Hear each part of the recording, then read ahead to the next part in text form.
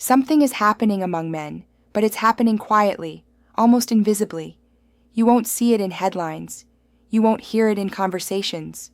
But if you look closely, very closely, you'll notice the absence before you notice the change. Men aren't dating the way they used to. Not because they've turned cold or bitter or hopeless, but because they finally started listening to the voice they've ignored for years. The voice that whispers, "You're exhausted." Exhausted from being the only one trying. Exhausted from conversations that feel like interviews. Exhausted from connections that never grow roots. Exhausted from being told to do more while receiving less and less in return. So they didn't explode. They didn't fight. They didn't announce their frustration to the world. They just quietly stepped back, one unread message at a time, one disappointing date at a time, one emotional bruise at a time, and slowly, something unexpected happened. Life started to feel lighter without the weight of forced effort. The world might call it avoidance. But ask the men living it, and they'll tell you it feels like breathing again. Like finally walking out of a room that's been suffocating for years.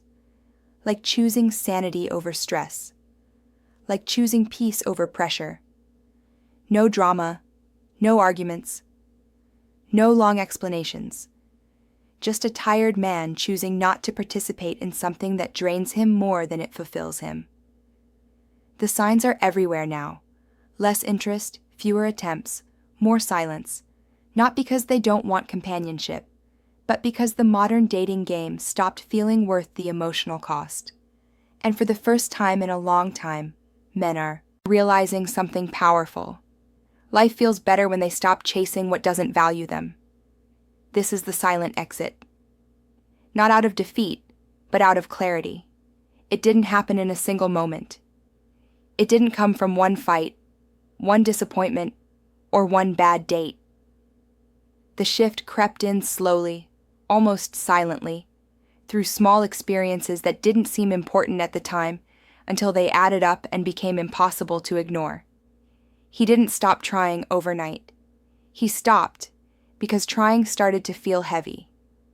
At first, he told himself to be patient. People get busy. People forget to reply. People need time.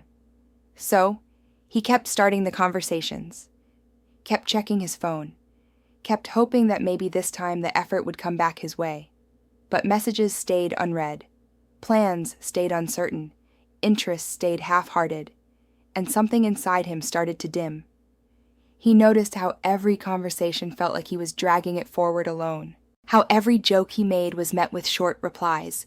How every thoughtful message he sent ended with a scene instead of a real response. It wasn't rejection that hurt. It was being invisible while trying so hard to be present. He stopped putting effort into dates, too. Not because he didn't care, but because every date felt like he was being evaluated, not known. There was always a checklist, a test, a silent comparison. He felt like he was sitting across from someone searching for reasons to dismiss him, not someone hoping to understand him. And the more he tried to prove he was enough, the more he felt like he wasn't. He stopped chasing validation he never received, stopped trying to impress people who treated his effort like background noise, stopped being the only one initiating, the only one planning, the only one showing emotion. He began to see the truth. He wasn't failing. He was overextending. Trying to fix connections that weren't mutual became its own form of heartbreak. He gave clarity while receiving confusion. He gave effort while receiving excuses. He gave interest while receiving indifference. Little by little, the emotional cost became heavier than the reward.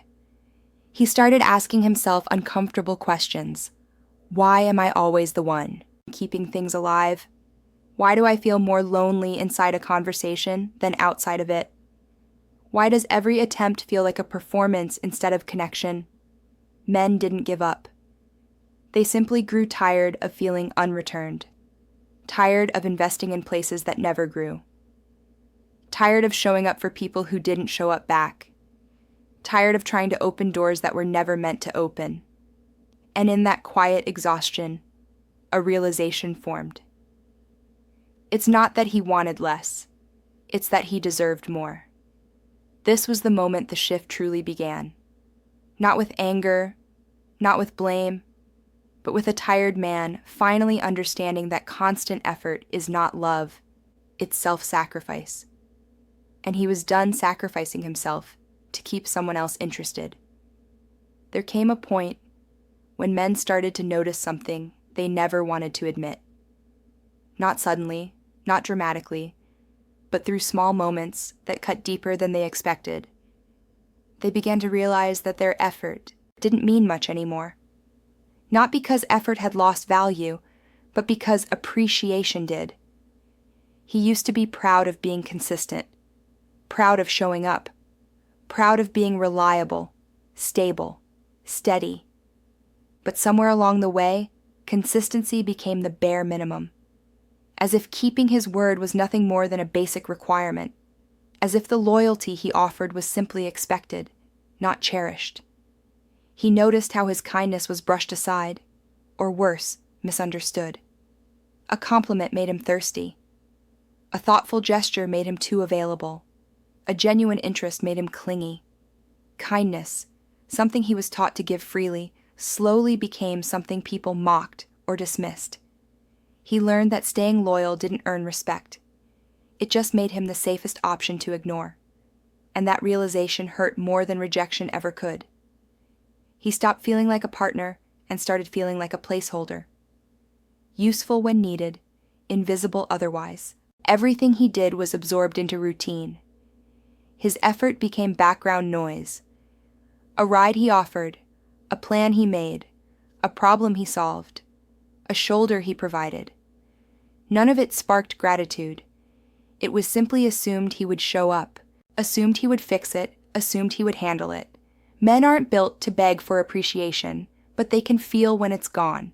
He felt it in the way people only reached out when they wanted something. He felt it in conversations that only existed when he initiated them.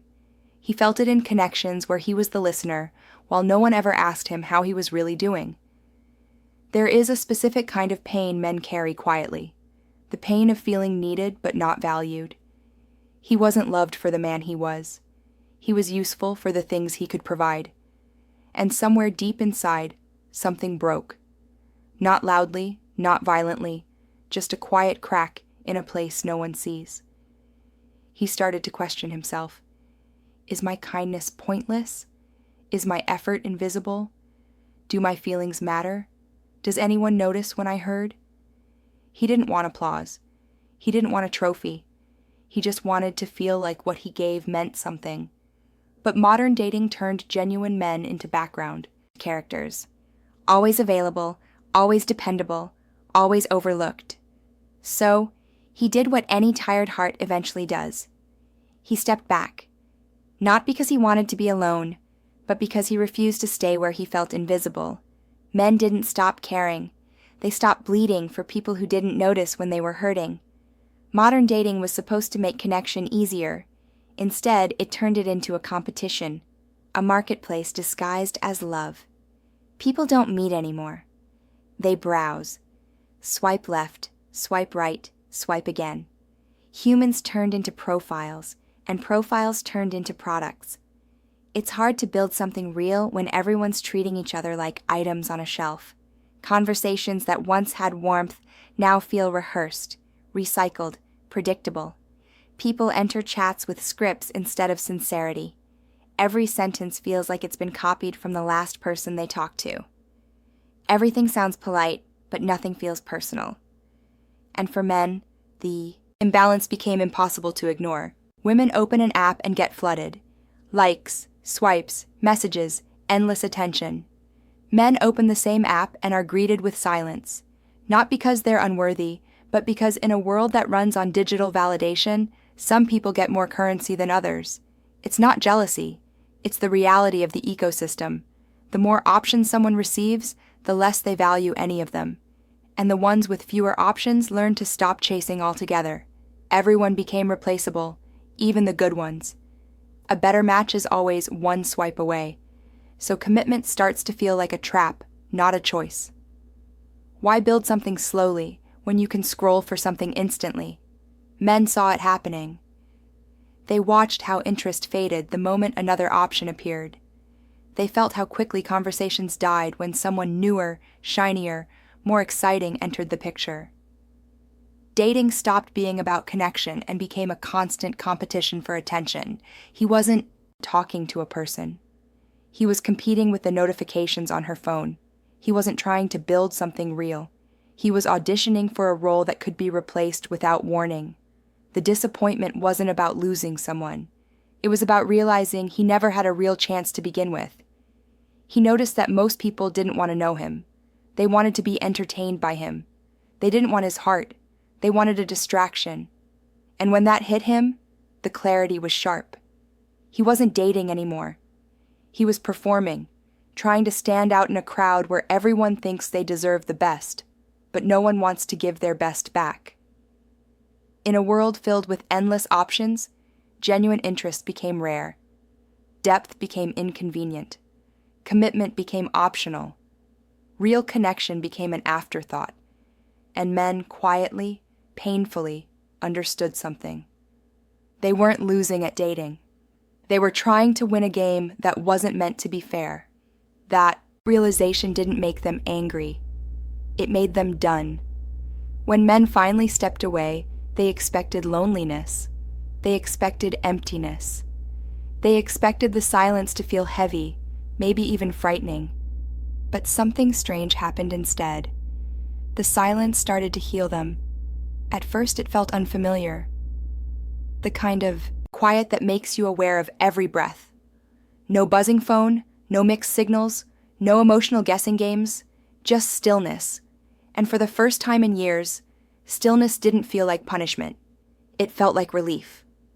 He woke up one morning and realized there was no tension in his chest, no walking on eggshells, no preparing himself for another confusing conversation, no waiting to be chosen, no trying to decode someone's mood. Just a simple morning, a calm one, a peaceful one. He didn't know peace could feel this good. The more distance he created from the chaos, the more he understood how drained he truly was, how much energy he had poured into things that never poured back, how much of himself he had lost trying to hold together connections that were already slipping. But with that distance came something beautiful, clarity. His days became lighter. His thoughts became sharper. His emotions became steadier. He started going to the gym not to escape stress, but because it made him feel alive. He started cooking for himself, discovering the quiet joy of feeding his own body and mind. He picked up old hobbies he had abandoned, building things, reading, learning, creating activities he forgot he loved because he was too busy trying to be enough for someone else. Purpose slowly replaced loneliness, and the more he focused on his purpose, the less he craved the chaos he once thought was love. He realized that peace wasn't empty, it was full of time, full of growth, full of self-respect, full of mental space he never had before. His life wasn't missing anything. It was finally free from everything that had been draining him. And it dawned on him, maybe life wasn't supposed to feel like a constant emotional battle. Maybe love wasn't supposed to feel like survival. Maybe the greatest turning point wasn't finding someone. It was rediscovering himself. Peace didn't just become a preference. It became precious. And once he tasted it, he knew he would never trade it for chaos again. The moment men started choosing themselves, society didn't stay silent. It had something to say about every choice they made. When a man works hard and focuses on his goals, he's called selfish, as if ambition becomes arrogance the second it belongs to him. When he opens up about his struggles, he's dismissed as weak, as if vulnerability is a virtue only when someone else expresses it.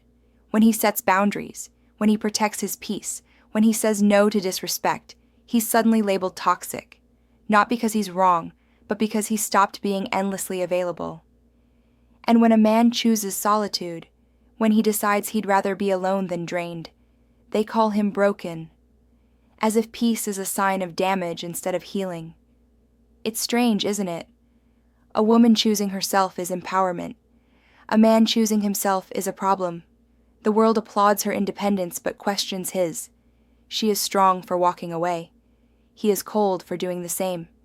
He's expected to give endlessly, carry quietly, support without hesitation, sacrifice without complaint.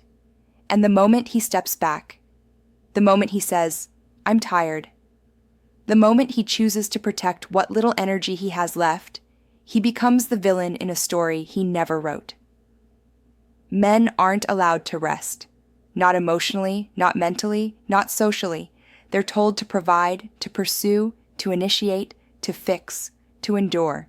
And if they crack under that weight, they're mocked for not being strong enough. Is it any surprise they finally walked away? But here's the truth. Society doesn't want to admit. Men stepping back isn't rebellion. It's self-preservation. It's a man realizing he can't keep pouring into empty spaces. It's him understanding he can't be the emotional punching bag for a culture that only sees his value when he's suffering. It's him choosing his mental health over expectations that were never human to begin with. He's tired of proving he's good enough. Tired of being judged for things he can't control. Tired of apologizing for, wanting the same respect he gives. The world shames men for disappearing, but never questions why they felt the need to disappear in the first place. Maybe men didn't change. Maybe society just stopped appreciating what they offered. And when a man discovers peace, when he realizes he doesn't need validation to feel whole, when he stops living for applause he'll never receive, he becomes untouchable, not angry, not bitter, just done. Because once a man understands that protecting himself is not selfish, but necessary, he never goes back to breaking himself for approval again. When the noise fades and the dust settles, something incredible happens. A different version of him begins to rise quietly, steadily, without asking for permission or applause. He doesn't announce his transformation. He doesn't broadcast his growth. He simply rebuilds himself in silence, piece by piece, habit by habit, choice by choice. He becomes the man he always hoped to be, not for someone else, but for himself. He wakes up earlier, sleeps deeper, moves with purpose, lives with intention. His days stop revolving around who he might lose and start revolving around what he can build. The gym becomes more than exercise. It becomes discipline, a reminder that strength isn't given, it's earned. His hobbies become therapy, working with his hands, learning new skills, finding joy in things that don't require approval. Books replace arguments. Peace replaces anxiety. Focus replaces validation. He stops chasing people who don't value him because he finally understands that his worth isn't measured by who chooses him, but by who he chooses to become. He doesn't beg for love anymore. He doesn't negotiate for effort. He doesn't shrink himself to fit into someone else's comfort. He protects his peace the way he once protected relationships, with loyalty, consistency, and devotion. Except this time, that loyalty is directed inward. Boundaries stop being uncomfortable. They become necessary. He says no without guilt. He walks away without fear. He chooses himself without hesitation. And the world notices. Not because he's louder, but because he's calmer. Not because he's distant, but because he's centered. Not because he's closed off, but because he's finally whole. There's a new confidence in him. Not loud or arrogant, but grounded. A kind of quiet certainty that only comes from surviving what once broke him. He's not hardened. He's not cold. He's not numb. He's simply done giving his soul to people who only offered him confusion in return. This is the man who emerges steady, self-respecting, unshakable. A man who knows his value doesn't chase attention. He attracts respect. He attracts calm. He attracts people who recognize his energy, not his effort. And for the first time in a long time, he feels proud of the man in the mirror. Not because someone loves him, but because he finally does. With time, after the distance, after the silence, after the healing, something begins to shift inside him. Not a longing, not a desperation, just a quiet understanding. He never stopped wanting connection. He stopped wanting the version of connection that made him feel small. Because a peaceful man doesn't fear love. He fears losing himself inside it. He isn't hiding from relationship. He's hiding from the chaos that once came with it. He's not avoiding intimacy. He's avoiding the emotional confusion that used to drain him. He wants someone to walk beside him, not someone to pull him backward. Someone who brings calm, not storms. Someone who speaks truth, not mixed signals. Someone who chooses clarity, not games. He wants love, just not the kind that requires him to abandon himself. And here's the beautiful part. A peaceful man naturally attracts peaceful energy. He no longer chases attention because he doesn't need it. He no longer performs for validation because he finally respects himself. He no longer begs to be understood because he understands his own worth. Now, when a man reaches this level of self-respect, the world around him shifts. The wrong people quietly fall away. The right people naturally stay. The noise fades, the peace grows, and eventually someone arrives, not perfect, not flawless, but healed enough to recognize the calm in him. When two healed people meet, the connection feels different. There is no competition, no power struggle, no need to outshine or outsmart. Just two people who have lived through heartbreak and learned the value of gentleness. They don't drain each other. They protect each other. They don't take advantage of peace. They honor it. They don't fear commitment. They welcome it because they know what chaos looks like, and they've chosen not to live in it again. This is the kind of love he's open to now. Quiet, steady, meaningful. Love that complements his life, not complicates it. Love that respects boundaries, not breaks them. Love that grows slowly but deeply. A love that does not cost him his self-worth, but strengthens it. Because in the end, men didn't walk away from women. They walked away from a system that demanded their strength, but ignored their struggle. A culture that celebrated their sacrifices, but overlooked their scars. A world that praised their effort, but dismissed their pain. And by stepping back, by choosing solitude, by embracing silence, they discovered something they had been missing for years. They found themselves, and once a man finds himself, he will only welcome love that lets him remain